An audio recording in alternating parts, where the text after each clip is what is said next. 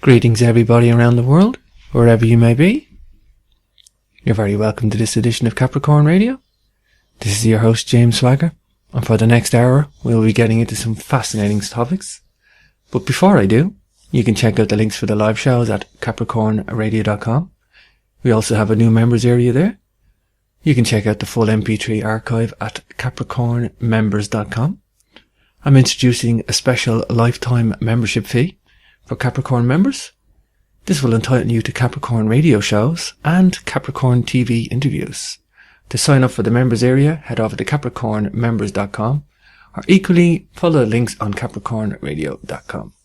So I have with me now on the line Dr. Carmen Boulter, author of Angels and Archetypes, an evolutionary map of feminine consciousness. Carmen is also the producer of an immensely successful documentary series, The Pyramid Code. And should you want to seek out any more information on today's guest, you can visit www.pyramidcode.com. Or you can check out on biographies, all the biographies on Capricorn's homepage. So without any more delay, let's bring on our guest for today. Welcome to Capricorn Radio, Carmen. Thanks for having me. Sure. You know, Carmen, I've had a few Ancient Egypt shows now, as you know, and I'm from my guest list, and I've been excited about this show coming up for a while now. And in the fullness of research and preparation for each show, I like to get an in-depth look at the work of each guest. And as you know, I invited you on to talk about the Pyramid Code initially, but I'm rather glad I got the book Angels and Archetypes also, because I really synchronized with the book and the information within it. And I guess there's a lot of information in there that's a precursor to the Pyramid Code. But I guess before we get into either work, could we build a picture for the listeners about Dr. Carmen Boulter? What got you into this line of research, your authorship, and indeed your career, Carmen?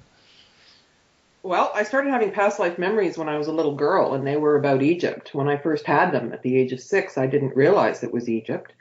And I was always a really avid student and loved writing. And I founded the Women's Therapy and Research Center in Calgary in 1982.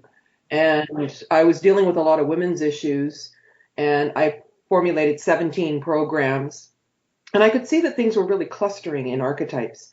And so I wrote the book with 22 archetypes and their higher selves or angels. And it's kind of an encyclopedic array of things from matriarchal cultures. And actually, the truth is, the way it started was at the Women's Therapy and Research Center, I was offered 2 full-time research assistants from a local college. And they said that they could research anything I chose. So I really gave it a lot of thought. What would be, if there was one research question, what would it be? And the question was, what happened that gave way from matriarchal cultures to patriarchy? And that's where they started digging, and what they were finding is articles, but the feminist journals that the articles were in were not found anywhere because most of the patriarchal institutions wouldn't subscribe to them. So I ended up having to research where the feminist journals were, and it turned out that they were at the Simone de Beauvoir Institute Library in Montreal at Concordia University. So I spent a whole summer digging through those archives, and that's really what led to the book. Right. That's fascinating, you know, and I think that's the thing that really grabbed me in the book and the Pyramid Code was you bring to the table this matriarchal to conversion to patriarchal society, and I'd never heard about that before, Carmen. That really grabbed my attention, and I went, well, why don't we learn about this? So, you know, you've really brought this to the mainstream, and basically, let's get into the book. I mean, you talk about this multi-dimensional evolutionary map of feminine consciousness. Perhaps you could explain that, Carmen, just get into the specifics of the matriarch. Well, my training is as a psychologist, and Carl Jung talks about archetypes. And whether we're conscious of them or not, they still exist. They have a life form of their own. And so I started looking at astrology, numerology, and tarot, and how they were the secrets of the ancient Egyptians that had to be symbolized because of all the persecution. So the original teachings that came down became reason to be killed during the Inquisition. So a lot of the information was coded. And so when I started to put it all back together, I realized that's exactly what had happened. And so I was tracing for any kind of fragment from matriarchal cultures. And of course, many of the books were burned and most of the people were killed, and the whole thing was driven underground. But when you think about astrology, it usually isn't defined in such terms. But with the 12 astrological signs, there's earth, air, fire, and water, 4, and then cardinal, fixed, and mutable. And the way to think of that is the seasons, where you begin with the charge, cardinal, all the energy in the seed to build the whole plant.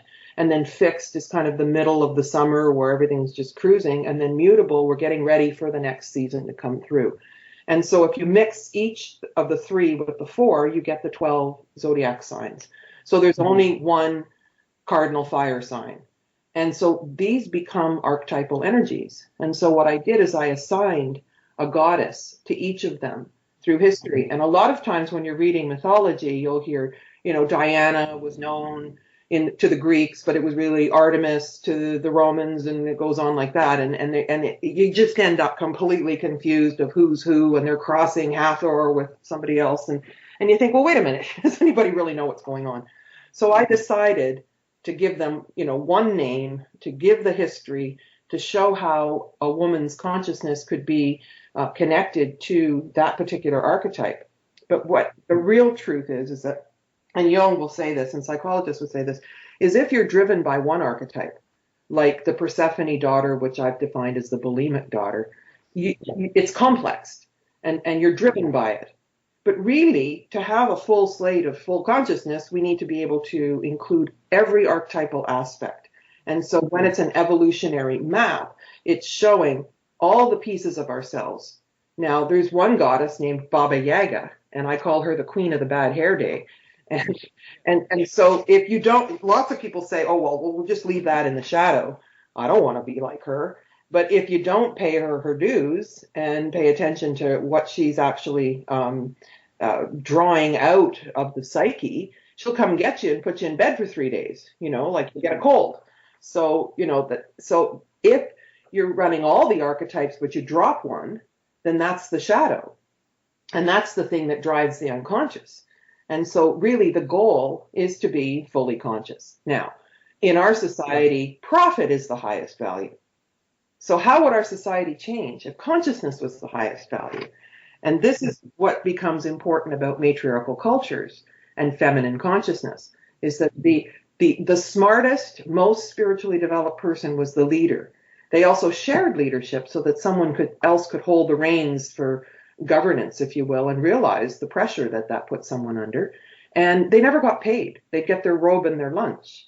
But it was really about serving the whole. And we've got that all backwards now. And so finding the roots of matriarchal cultures become very informative in terms of how to live well. And that's why it's important to dig it up. And so it's my conviction that the patriarchy's agenda has been to erase evidence of everything other than itself. Exactly. That's definitely something I see, and I that's why I kind of synchronize, because I'm good with history, Carmen, and I've dodged a lot of mythology, and I've dodged a lot of anything to do with angels or archetypes. I'm drawn to the history, Carmen. I'm drawn to the ancient technology, and even in your book, you identify me as that, as I'm the patriarch. I'm more affiliated with time and timelines and history, and that's just me. And I kind of needed to read this book in a way too, Carmen, so that was really good for me. I guess just tell us about the religious doctrines, because this is what you're talking about, the erasing. These have really tried to stamp out the feminine consciousness, or as you say, erase any evidence of it. Well, and Mary Magdalene is depicted as a prostitute. And there were holy prostitutes in the temples, even in Babylon, where the men would come back when there was warring. It was the beginning of patriarchy, and then they'd go to the temple and release their energy and get aligned. And the sacred prostitutes were actually doing spiritual work that helped. And Mary Magdalene was a high-level initiate in Egypt. And she was trained in sex magic, but it was all distorted to make her into a prostitute. But also there's very little feminine consciousness in the Bible. And you get Mother Mary, and that's about it. And it's all the patriarchal images that come forward. And that's just incredibly damaging, because it leaves us unbalanced. And the dire situation that the planet is in right now is a result of lopping off feminine consciousness And it's not like matriarchy is not the opposite of patriarchy, where women drag men around by their hair kind of thing.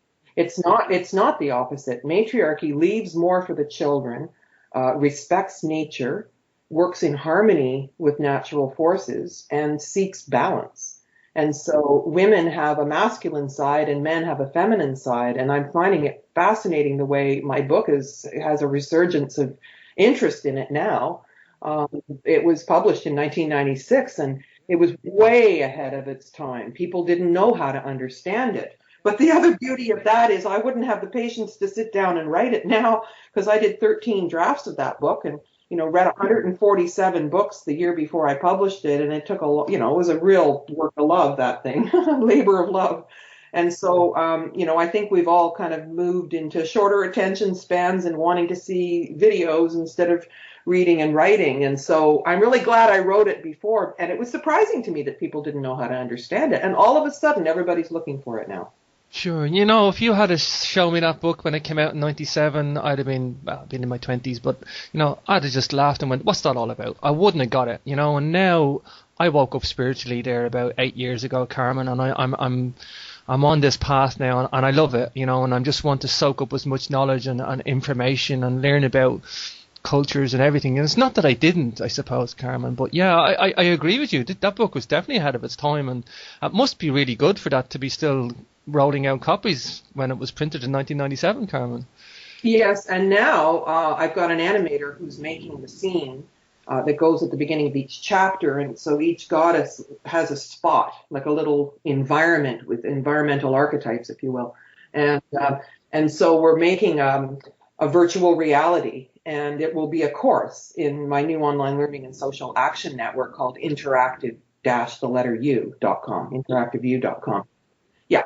And so people will be able to explore that, and it also will be interactive. So you can click, and you can paint your own runes. So it functions like an oracle as well. And so, you can make it like angel cards.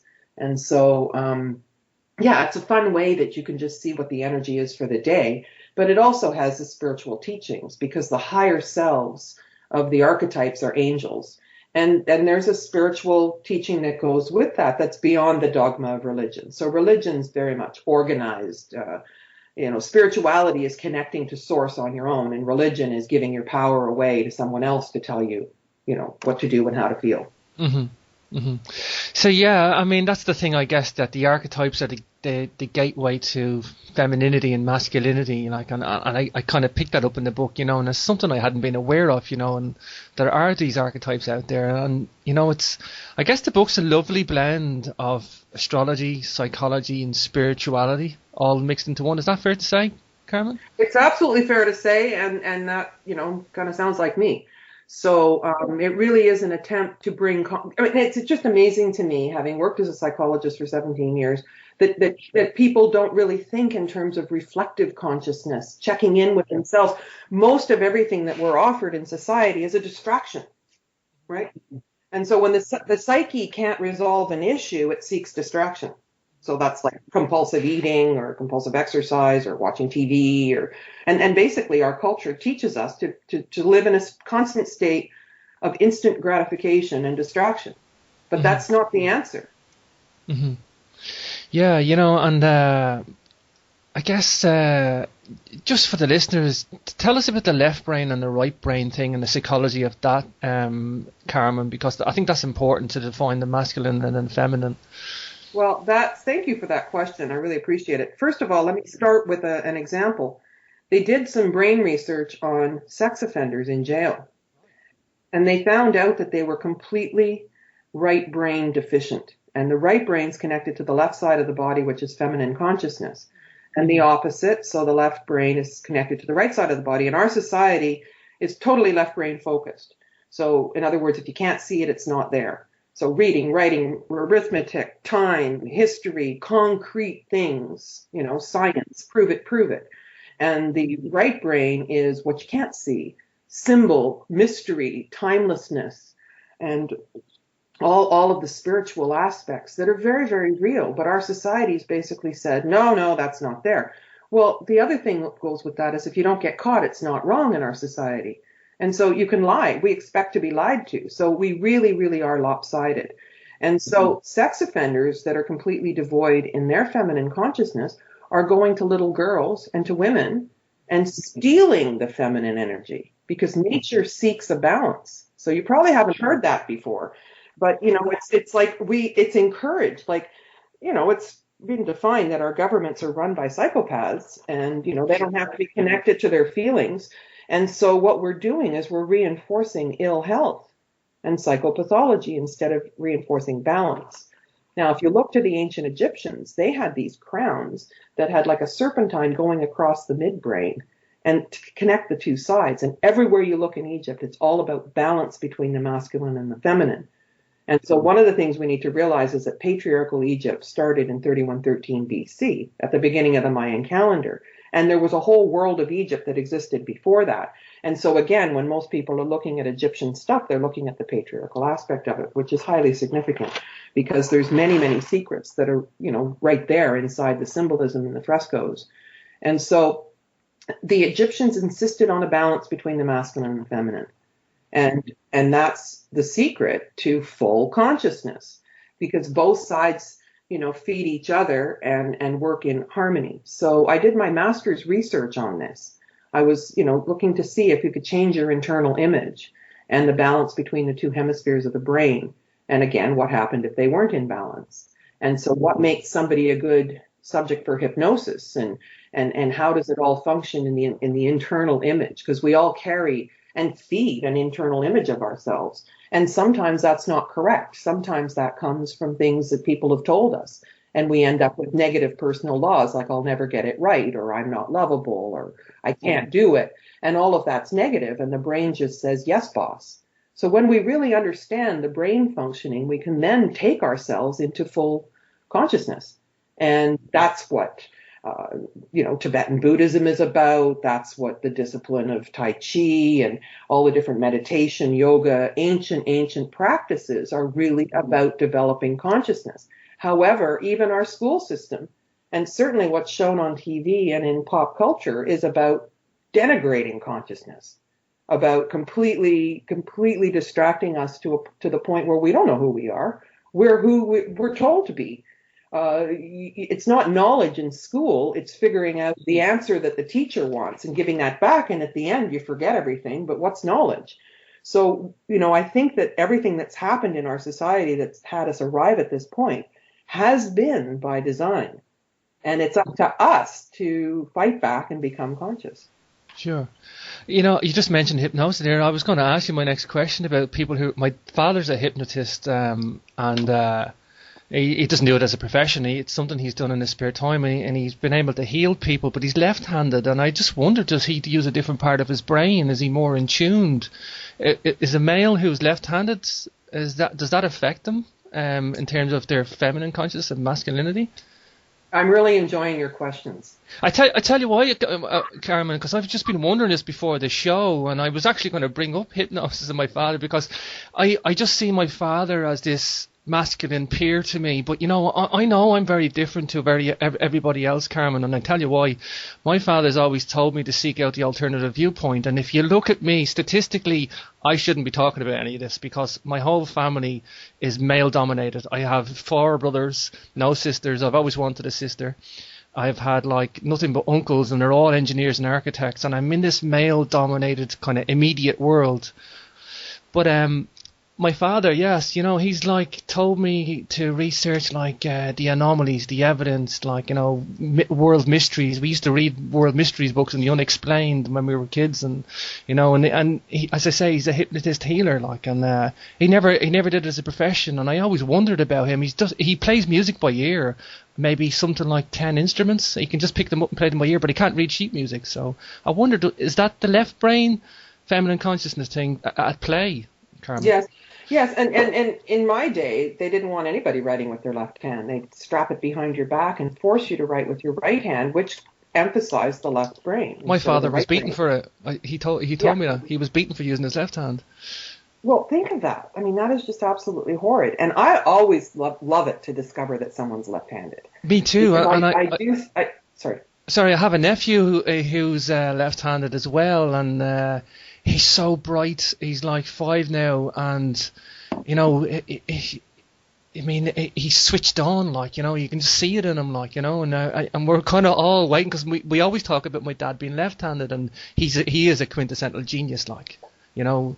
Yeah, But and I think that being ambidextrous, working with both your hands, both your feet. I happen to be right-handed and left-footed, which is interesting. I discovered really, that with gymnastics. Yeah, and anyway, so the point of the matter is that we need both sides switched on. We should be practicing with both sides. We should respect both sides. But someone who when you're talking about your father's talent, I also think about past life things. He probably was a musician in another life. But again, one of the things of patriarchy has been to erase the notion that we live again. And that's a tool of the church. And the church is breaking down as we speak, right? oh yeah, The Catholic Church has been, and again, if you don't get caught, it's not wrong. So they've been hiding all this, you know, the immorality that's been going on and money laundering and everything else. But, you know, they really want us to be in this life, and it's over. And there's nothing a carryover from other incarnations. But again, looking to the ancient Egyptians, they were very well versed in two things. They had two main concerns. One is, you know, how do we get here? Biology, birth, fertility, and incarnating and getting here on the earth plane. And the other one was cosmology and what happens when we transfer into another state. But they didn't have a word for death. And so, you know, so most of us don't have this, again, consciousness of another incarnation, of cellular memory. And I think there's a lot of new kids, like you're talking about your nephew coming in, and they're brilliant, and we're drugging them. We're giving them ADD medication and all that other stuff. And, you know, the GMO foods and whatnot, you know, the kids are really sensitive to those, and then they're ending up with Asperger's or something like that. So, you know, it's been said that Da Vinci and Einstein would be on meds if they were in school now. it's funny you mention that. I was put down for having Asperger's on ADHD myself when I was a kid, but I do have a very high latency, Carmen. I definitely do, and I'm definitely switched on. Like, I mean, I was building radio transmitters when I was 10. You know, very much right-brained. I did it as a hobby because my father's a mechanical engineer. He retired when he was 40. He had a couple of businesses, but that was his profession, like, you know. But he's always had this other thing, and he's coached me to do my own ham radio, and I had my own FM radio broadcasting station that I built from my own electronics, and he couldn't buy me any more kits anymore, you know. And I kind of had all this kind of very much the stereotypical Asperger's, what would you call it, like a stereotype, but not Asperger's though, you know. And I think some people are too quick to label people nowadays, Carmen. Oh, absolutely. And they want everybody in rows, and that's just like the industrial kind of style of education. But I'm going to tell you, I think it's harvest time for the black sheep. Yeah. Yeah. Tell me about angels then, Carmen, because my father would talk about angels, and I don't really get, you know, and I don't really get kind of about angels. Like, I don't have a good knowledge of angels or mythology. They are linked to the consciousness, or higher consciousness, I should say. Would that be right? Well, yes. Now, again, certain words and certain constructs have been outlawed. We're not supposed to think about reincarnation, consciousness, never mind that. And now angelic helpers, forget that too. So all of us have guides. And again, it's largely misunderstood because we're not supposed to have the conversation. So there are many, many different levels of disincarnate beings, and some of them are very low level and low astral level. And that can be someone who perhaps died in a fire in a house, and the house got reconstructed, and then people move in, and they're ghosts that open and close the cupboard doors or turn the burners on or something. And they're just annoying, and they're stuck in the lower astral plane. That's not what we're talking about here. Angels are sophisticated beings that are on the other side, and they have a way of densifying themselves momentarily. And if we can elevate and refine our vibrational frequency, there's a point where we can meet. Sometimes it can't be sustained.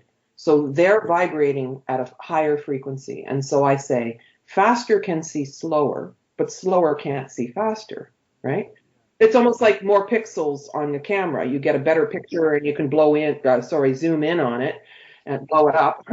And on a low pixelation, you basically can't do too much with the picture. So many people who will say, "Oh, never mind about angels. That's just, you know, gobbledygook. Well, they're just telling you they're dense. Sorry. And so all of us have angelic helpers, but think about it. If you had an angelic helper who told you to bring your umbrella and you read the weather report and it said that it's not going to rain today, and you know, the angel keeps telling you to bring it and you don't, well, if I was the angel, I'd go help somebody else. Most of us get the signal and the intuition and then don't listen to it. And so we can develop, it's like a muscle. You can develop your relationship with your helpers and learn to listen to them, and they will reveal themselves. They will show themselves to you in light. And so even now, with the higher megapixel cameras, we're able to see orbs and energy beings. There's all kinds of beings that are showing themselves, plasma beings, and I've been collecting photographs like this. And there's many, and you can learn, you can train your eye if you keep on looking at pictures, and your eye will start to be able to perceive just outside the visible spectrum. And that's where the angels are. And so, I mean, I've got a big file on this. I've been working with my guides for a long time, and I did conscious channeling for a long time. And, you know, there's a way that we can develop our psychic abilities. And this is something, again, that was normal to the high-level initiates in Egypt. And so they would develop this, they would train for this. And this, again, is where all the mystery schools and the secrets are that we've just, you know, swept under the carpet and denied. And it doesn't mean it goes away. I mean, just because a whole society is based on what you can't see isn't there, doesn't mean they went away. I mean, what about all the car accidents where two cars get completely smashed, and the people survive? And there's been photographs of an angel standing there, or an entity of some description. So, you know, even people who don't believe they have guides, you know, maybe taking all the credit for them and they just think they're smart. We don't have this in our collective conversation. And I think it's high time that we change that. Sure. You just mentioned orbs there, Carmen. You must have my question list here in front of you, because I wanted to talk to you about orbs. I don't know if you're familiar with, there's a singer in the UK called Maya, M-A-Y-A, like the ancient civilization. That's her name. It's her artist name. But she recently documented some photos, because she gets photographed a lot on stage. Apparently there's a lot of orbs traveling around with her. Now, there's a YouTube documentary. If you Google it, it'll say Maya with orbs, and I don't know if you're not familiar with it. It'll be worth a look to you, Carmen. But she has orbs above her, and they seem to be an internal structure to the orb. And there's this one that has like a little notch inside the orb, and it seems to be following her. But the thing is, she's a singer and she's going to different countries, so this orb is appearing in another country while she's on stage. It is totally fascinating, and she's just got pictures after pictures of this event, well documented. Okay, so this is one of her guides that follows with her, travels with her. And that's something I've only realised, this whole orb business. I mean, I kind of need things like that, Carmen. Some sort of little bit of factual evidence. That's the male in me. That's that kind of, I need to see something to run with it, and then I'm open to everything, you know. So, but sure. Well, there's absolutely nothing wrong with that, because they can come into the physical, and so we can see them. And I've got a lot of experience with the way guides will position themselves. If you imagine yourself standing inside a sphere, I think that they have a location where my guides show themselves to me in different colors, and different sizes. And sometimes they have a little bit of a mood. So one day they'll look a little more turquoise, and another day they'll look a little bit more cobalt. But they will, you know, show themselves to me only in a momentary kind of thing, but I know they're there. And so also with orbs, they've been becoming more complex. So when they first started showing up, first of all, they like sacred sites, music, and joy. And so we've got music and joy going on with Maya on stage. And when we're around the pyramids, dancing horse party, I mean, it's like a blizzard. Some of the pictures we take, you can almost not even see the horse and the rider, because there's so many. But over the years, the same way that crop circles have become more complex, so have orbs. So there's little rainbows inside. They used to be round on the outside, and now they're geometric patterns. But in the last 2 years, in the pictures, particularly in Egypt, they've been showing up as bands of light. But then we started using, because we've got better cameras now, and we started using film. I recommended that when we went into the shrine to Sekhmet at the Karnak Temple in Luxor, Egypt, that we film instead of just taking stills. And sure enough, here come these orbs that are traveling across, that are appearing and disappearing. And it's just fascinating, completely fascinating, because there is a video on YouTube of Sekhmet, and it shows exactly the same thing as we were able to photograph in that same place in December. And so that means that these entities are probably inside this shrine. And it's one of the only statues that's left in situ where it was found, because most of the artifacts were brought to the museums. And so it's just fascinating, because the dimensions, the sacred geometry within the location and the shape of the architecture of the shrine are also dictating the energy which supports the beings that are hanging on to some kind of energetic and allowing themselves to show themselves to us. And so I think part of all this phenomena has to do with a shift in the energy that's bringing a more refined energy to us. So, as we've experienced the dumbing down through the school system and the densification of the energy and war and fear and negativity and damage to the planet and all that stuff, it's dense. We've been in a dense energy in the Iron Age. The dumbest of dumb. And it's interesting that they try to tell us that we're the smartest we've ever been, because that sure isn't true. And we've just made the transition through this December 21st, 2012, starting to head up toward more refinement. And it's going to take a while before the entirety of the planet is there, if we make it. But we're moving toward a state of more refinement. And that is how we are able to see this phenomena that existed, but there's been seers and clairvoyants in every stage of the patriarchal densification that have been able to break through that. Mm-hmm. And right? Sure.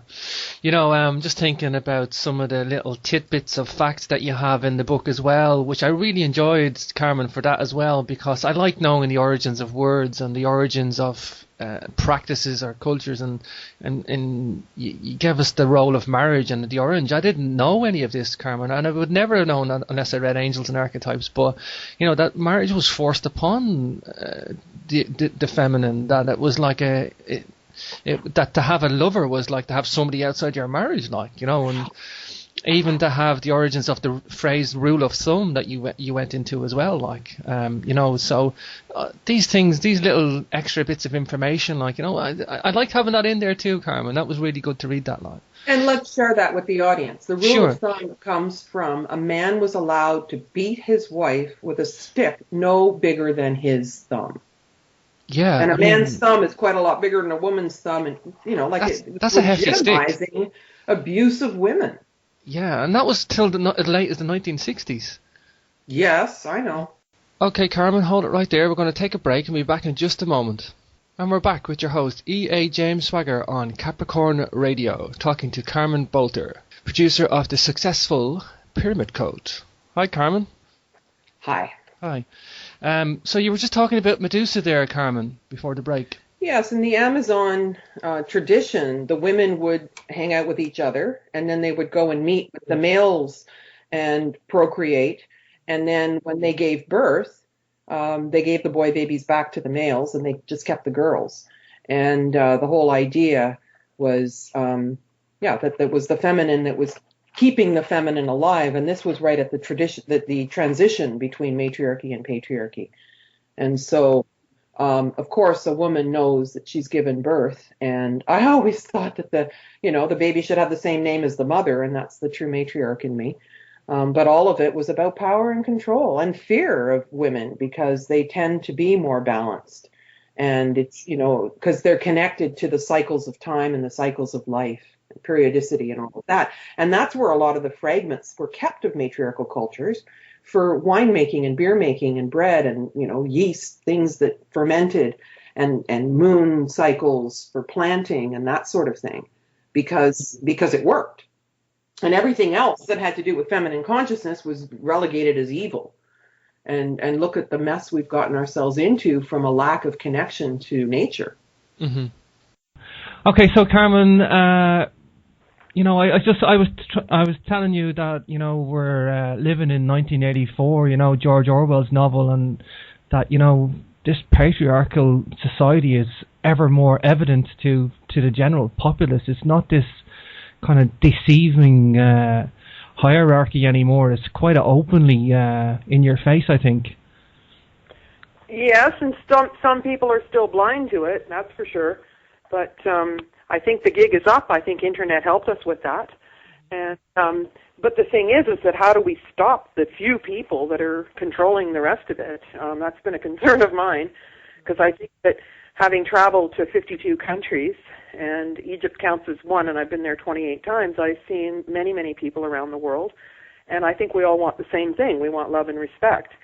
And then we've got these crazy people that want everything for themselves. I mean, we have to move from me to we in terms of concern.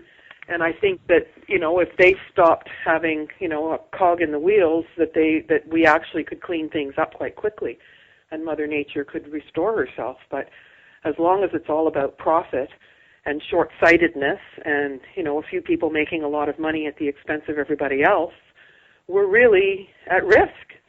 But, you know, the movements that have tried to stop things have been squashed as well.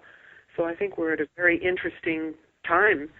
Yeah, and, it's interesting, you know, all right, Carmen, and it's I just thinking about news being played out on cameras now, and it's more like propaganda. There's this like propaganda media game that they play, and you know, there's what goes on behind the scenes and what they say for the cameras, and you know, it's false. And in preparing to go to Egypt with a large group for the 2012, there were all kinds of media stories that were coming out. And I have teams on the ground in Egypt, and I was talking to them every day. And the things that they were claiming were happening were not happening. And then when we got to the museum, to Tahrir Square, anything that you've seen in Tahrir Square for the last 3 or 4 months, maybe even longer than that, it wasn't possible because they've excavated and they were on a construction site, so you couldn't have stood close anyway. Really? So you've done quite a bit of traveling there, Carmen. How many countries did you say? 52? How many times? 52 countries, did you say? 52 countries, and Egypt 28 times. That's insane. That's a lot of traveling. There's a name for a person who travels like a dromomaniac. Is that correct? Perhaps. I took 44 flights last year. Yeah, a dromomaniac is a person who yearns to travel, and it's a passion they have to yearn. So maybe now I yearn to stay home. Yeah, you probably, yeah, see, I've done 22 countries in Europe, but you know how big Europe is. I mean, you can put Europe inside the United States, so it's like, you walk 100 miles and you're in another country, so, but, yeah, I've done a lot of countries in Europe, but that's like, it kind of burdens you after a while. The burden of the travel gets you, like, the novelty soon wears off, I think. Well, I've been at it for a long time. And now the novelty has worn off, but it doesn't mean I still don't have business in other countries. I don't travel much for pleasure. I travel for business. Sure. Carmen, let's get into the Pyramid Code, because this is why I wanted you today. You know, but like I said, I really enjoyed the Angels and Archetypes book, and I kind of got an insight into you too, Carmen, and I got an insight into, I guess, how the Pyramid Code came about in some parts of it anyway. But tell us about the Pyramid Code for the listeners that aren't familiar with it, because I'm sure they're going to watch it after this show, Carmen. It's a 5-part documentary series, and it actually started because of Hakim, who's an indigenous wisdom keeper. Ah, he was one of my questions, so yes, excellent. Yeah, I'm reading your question list from here. I think so. I worked with him, studied with him for 10 years. I spent a lot of time in Egypt. I lived there for a little while. And, I actually had a place for 2.5 years, but I'd go back and forth and rent flats and that sort of thing. And so whenever I was in Egypt, I would go and visit him every day. And he had information from the oral tradition. He was born in the village of Abu Sir, which is just a couple of miles from the Sphinx, the Great Pyramid. And now his home, his family home, where his children still live, is directly across from the Sphinx. And he had quite a bit of knowledge, and he was getting old, and he was severely arthritic, and most people don't live as long as we do here in North America and probably in Europe, in Egypt. So I thought it was important to capture his knowledge. But he didn't put a lot of effort into trying to prove what he knew. He just knew it. And so my task with the Pyramid Code was to find scientists that would corroborate some of the things that Hakim said, and then I could use, what Hakim was saying. And so that's the process that I went through to build these 5 episodes. But now, I ended up with 9 hours of footage of Hakim, which is 58 single-spaced pages of him. And, of course, And so what I'm finding now is that there's more people talking about the things that he was talking about way back then. That we interviewed him, I think, in 2008 and 2009, and then he passed away as we were in post-production. It's almost as though he waited for us. And even in the footage of the Pyramid Code, you can see he's walking on the sand in several layers of socks because he was so arthritic he couldn't even put shoes on anymore. So he passed away shortly after we finished the footage, and so mission accomplished, we were able to capture his teaching.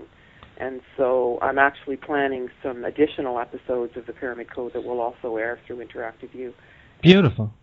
Yeah. That's funny because I would call Hakim the star of the show because I know there's other people there and they have a lot of stuff to bring to the table and a lot of revolutionary theories that have enlightened us to ancient Egypt. But Hakim, he looks like a bit of a character, and he's got some ancient wisdom there, yeah? So... Sure, and he would say things that no one else said that I knew in my bones. So, for example, that the Sphinx is feminine. I know feminine consciousness, and perhaps the head was refashioned, but certainly the energy is feline.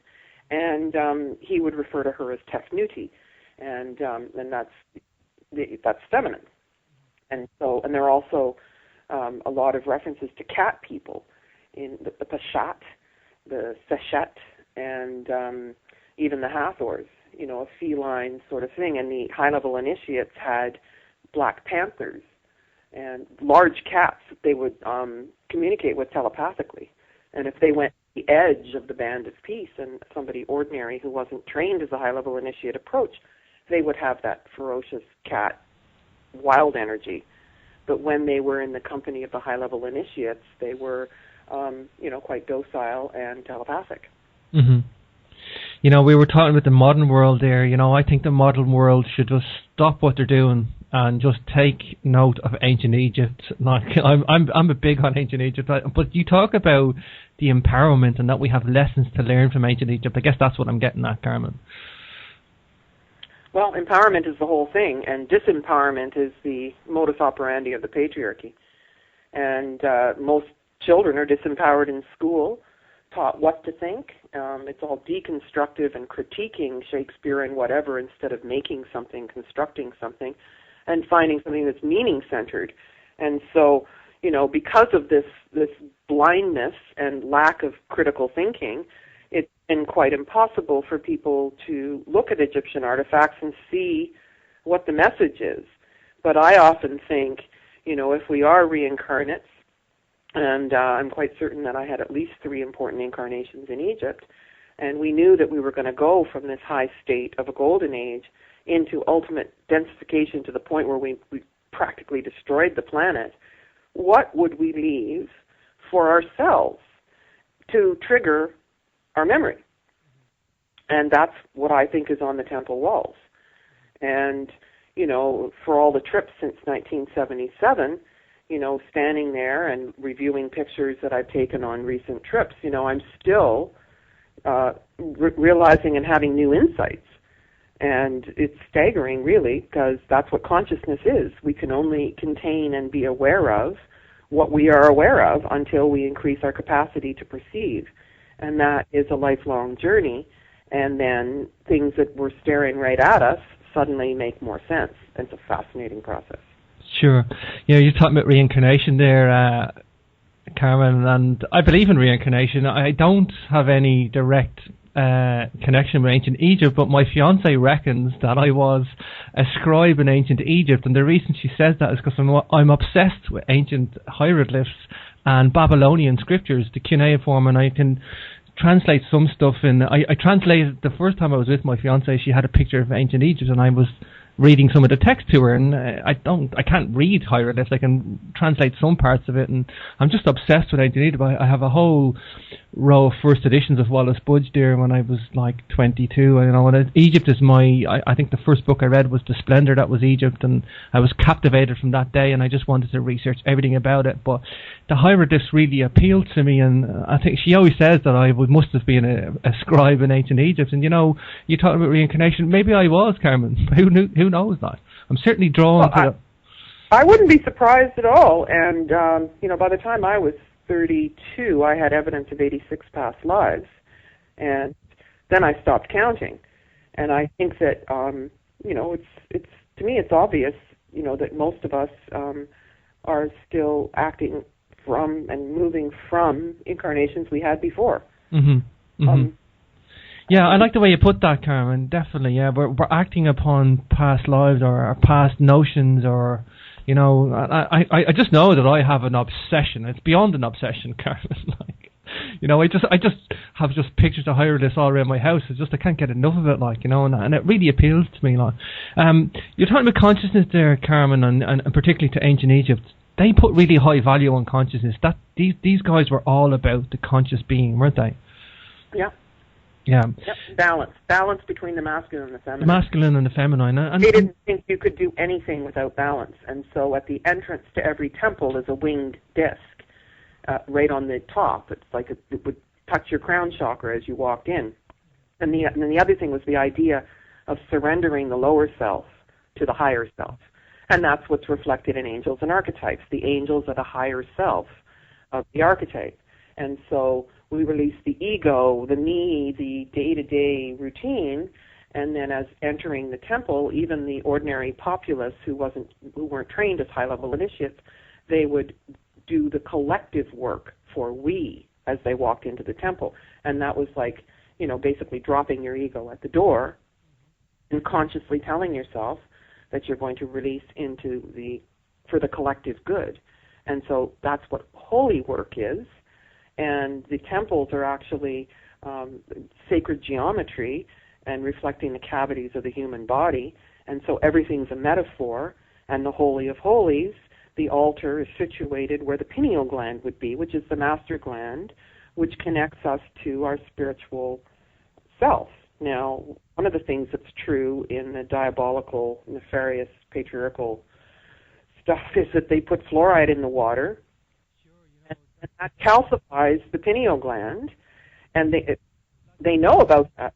Yeah, so even at the Vatican, they've got this enormous pine cone, and that's kind of what the pineal gland looks like.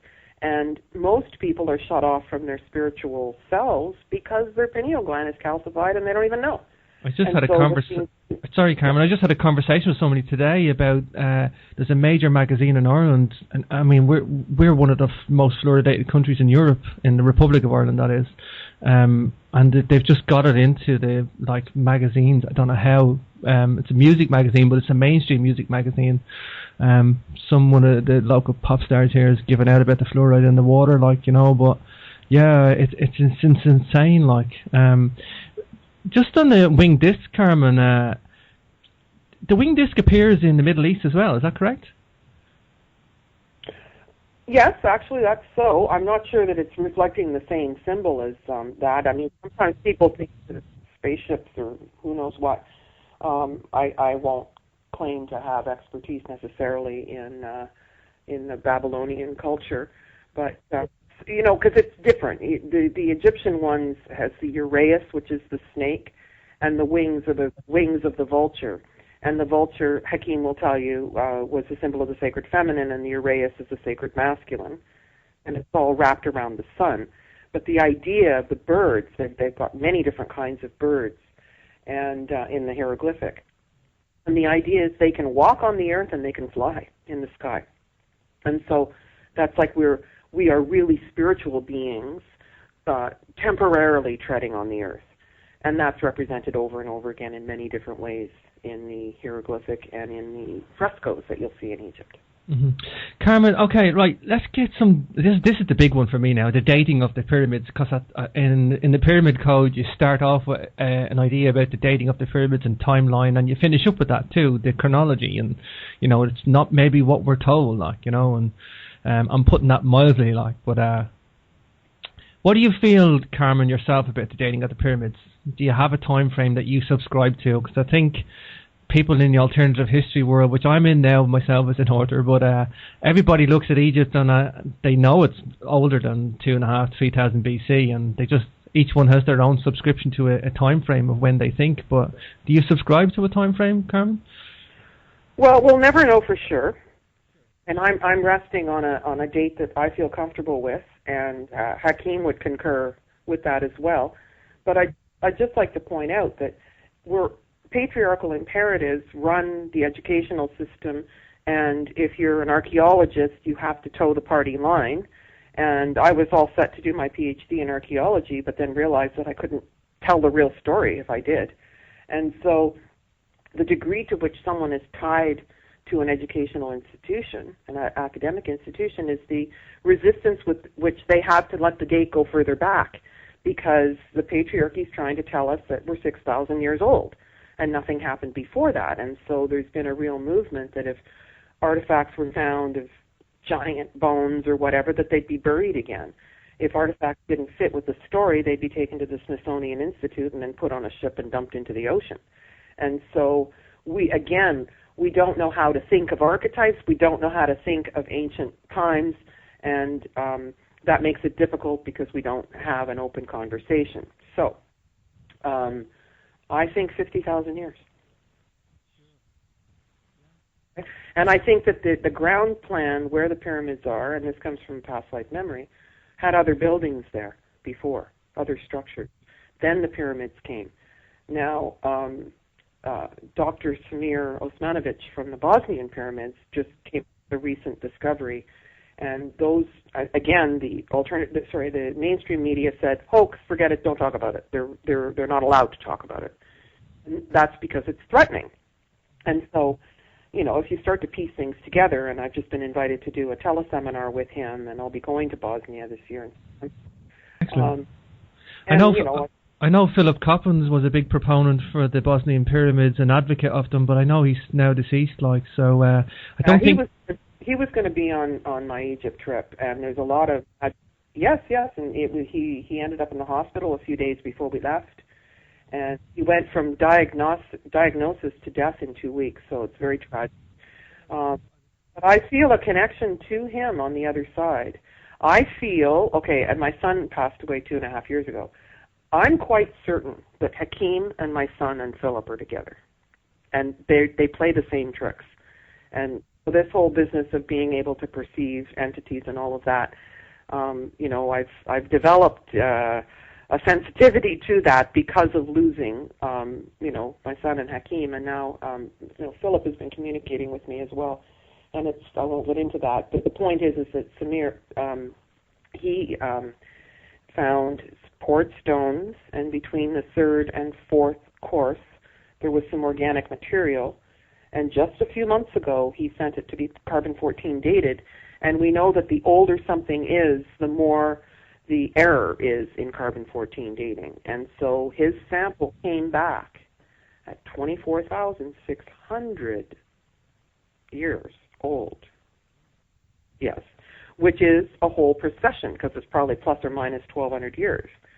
But he says so that means the Bosnian pyramid's older than the Great Pyramid. Well, if you're using the old dating, the other date, the traditional dating. So, yes, and then Göbekli Tepe has been dated at 13,000 years. And we've got to remember that the older material is deeper.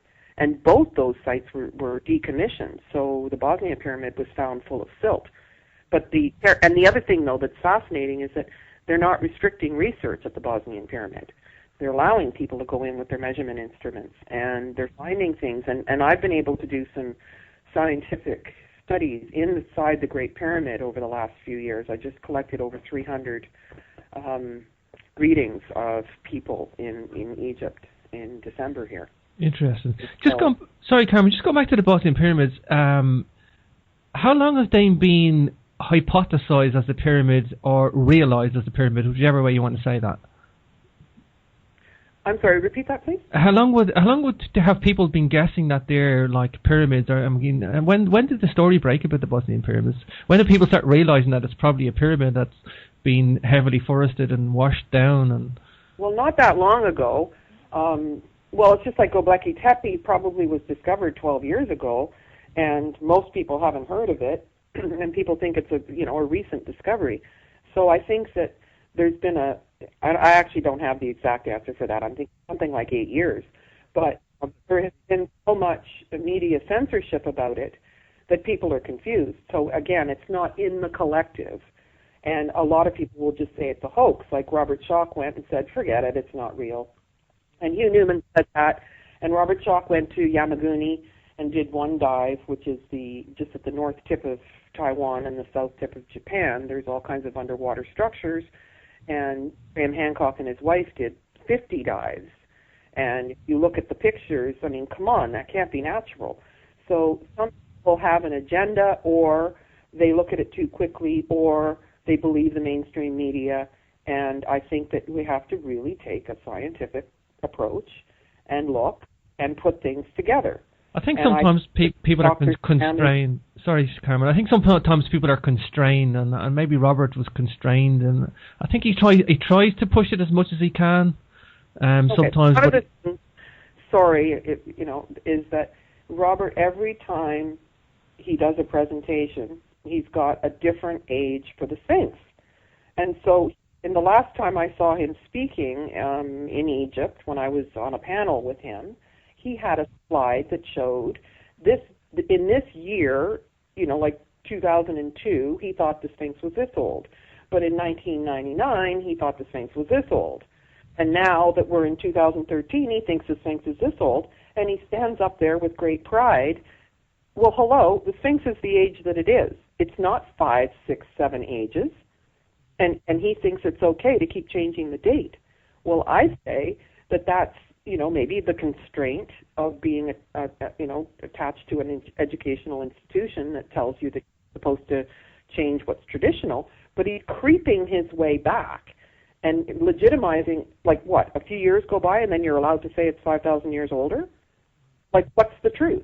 How do the weather patterns show? When did they have a tropical situation in Giza? Sure. I think Göbekli Tepe has enlightened him somewhat in the academic world, because he's allowed kind of go for that day. He didn't have the potsherds of an ancient civilization that they were looking for when the Mark Lenner story and him broke. So I think that's probably where he's coming from, yeah. But I quite like John West, 36,000 BC, and I tell you why, because he applies the logic. So I really like John. I had John on the show. Well, and John Anthony West is not, he calls them quackademics. He's not tied to any educational institution. He doesn't mind saying what he thinks. Hakeem takes it back another processional cycle, and I'm inclined to agree with that. And so, and we'll never prove it, right? But that's the way to think about it, Carmen. To think of it in processional cycles. It was aligned to Leo. The Sphinx was aligned to Leo, so it was going back. It was aligned every 26,000 years or another 26,000 years. But you're thinking in terms of processional cycles. Absolutely. But there's also a slippage, and I've done a lot of work in Starry Night Pro, which is looking at the cycles again and the alignment of the Band of Peace. And that's not in the Pyramid Code. But if you look at Sirius and Orion and the Pleiades and Cygnus, which are sites in the sky-ground correlation, and all of the ancient star maps on the newly cleaned ceiling of the Temple of Dendera in the first hypostyle hall, all of these pieces are fitting together, but also other sites.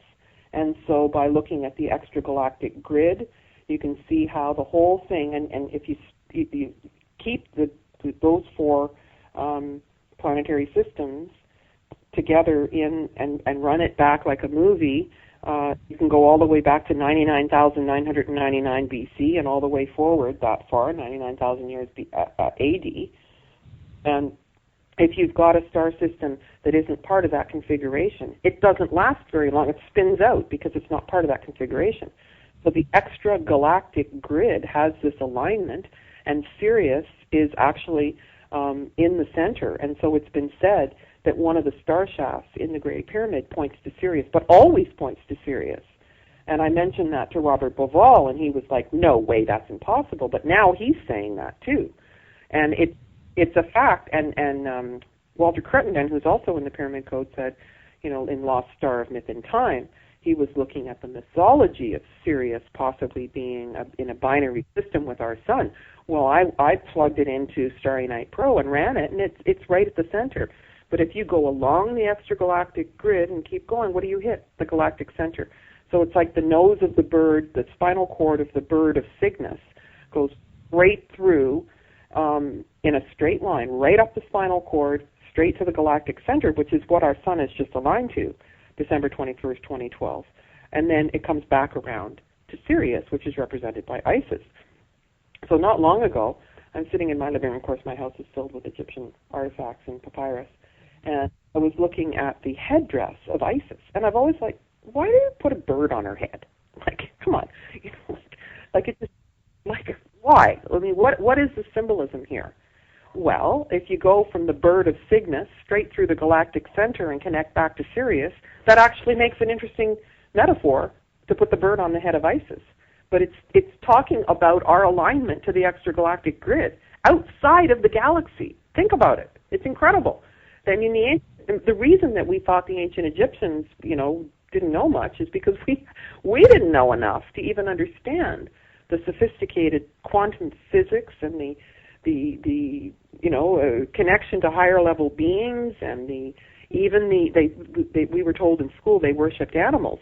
No, they were into the archetypes of the animal medicine and combining it. They're speaking symbolically, but again, if you lop off the right brain, then the symbols don't make sense because we're not used to speaking that way, and so the Egyptians are crazy. Enough said, right? Sure. In terms of the archaeoastronomy and stepping outside ancient Egypt for a minute, time and time again, it's these same constellations that they're obsessing about in ancient worlds. We're going to pause it there. We're at the top of the first hour. To catch the second half of this show, why not head over to Capricorn members area for the full MP3 archive at capricornmembers.com. And you can follow all the links for the show on capricornradio.com. This is your host, James Swagger, signing off.